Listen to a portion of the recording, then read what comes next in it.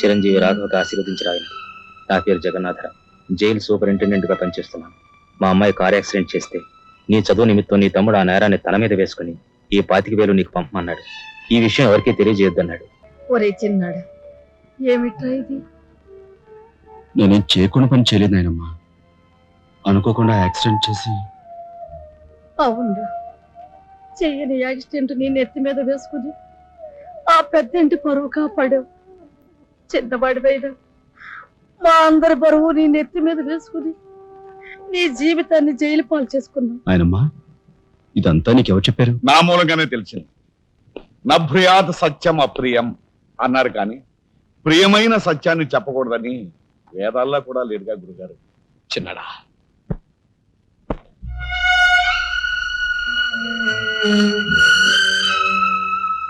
తమ్ముడు,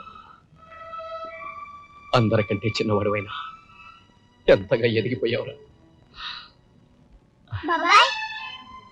ఎలా ఉన్నారమ్మా? నువ్వా?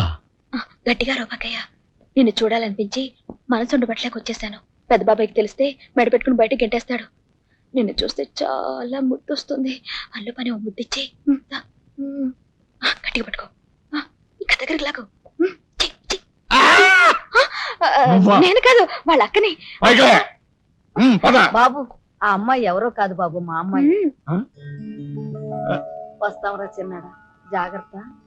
బాబు పోలీస్ అబ్బాయి, మా వాడిని కాస్త జాగ్రత్తగా చూసుకో. అలాగేనమ్మా. వస్తానురా. ఓకే వస్తానండి. అలాగే వస్తాం బాబు. ఉంటావు.